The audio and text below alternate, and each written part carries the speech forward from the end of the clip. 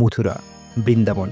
শ্রীকৃষ্ণের এক বড়ই প্রিয় নগর এই বৃন্দাবন। বরাবরই ভ্রমণ পিপাসু বাঙালির এটি খুবই জনপ্রিয় একটি তীর্থস্থান, যেখানে রয়েছে প্রেম মন্দিরের সৌন্দর্য, ইস্কন মন্দির, মধুবন, আরও অনেক দর্শনীয় স্থান যা আপনাকে প্রতিটা মুহূর্তে মুগ্ধ করবে। আজ বলবো মথুরা ও বৃন্দাবন কিভাবে যাবেন, কোন ট্রেন ভালো, কি দেখবেন, হোটেল কোথায় নেবেন, কি খাবেন, কতই বা খরচ পড়বে, সমস্ত তথ্য তুলে ধরবো এই ভিডিওতে।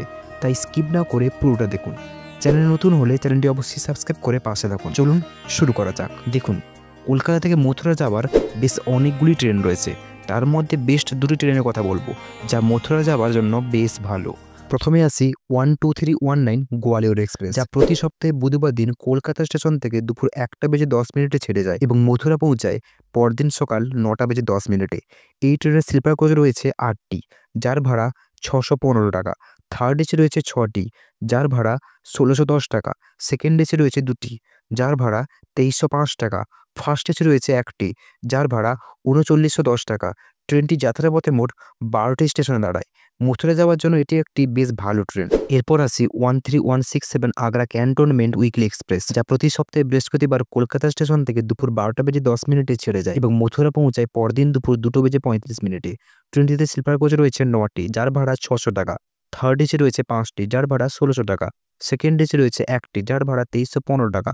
ট্রেনটি যাত্রাপথে 19টি স্টেশনে দাঁড়ায়। এছাড়াও হাওড়া থেকে মথুরা যাওয়ার জন্য 12177 মথুরা চম্বল এক্সপ্রেস রয়েছে। মথুরা থেকে বৃন্দাবনের দূরত্ব 15 কিলোমিটার। মথুরা স্টেশনে নামার পরে স্টেশনের বাইরে থেকে জনপ্রতি 15 টাকা দিয়ে অটো করে চলে আসুন বৃন্দাবন। বৃন্দাবন পৌঁছানোর পরে প্রথমে একটি হোটেল বুক করে নিন। বলে দিই, বৃন্দাবনে হোটেলের থেকে ধর্মশালা বেশি রয়েছে, তাই আপনারা কম দামে কম খরচে ধর্মশালাতেও থাকতে পারেন। চেষ্টা করবেন প্রেম মন্দিরের পাশে কোনো হোটেল বা ধর্মশালা নিতে।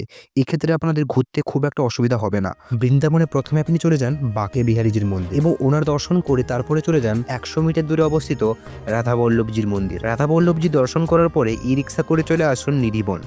এখানে আপনি কিছুটা সময় কাটিয়ে চলে আসুন 500 মিটার দূরে অবস্থিত রঘুনাথজির মন্দিরে এবং সন্ধে হতে চলে আসুন বৈষ্ণব দেবীর মন্দির এবং লাস্টে চলে যান ইস্কন মন্দির ও প্রেম মন্দির।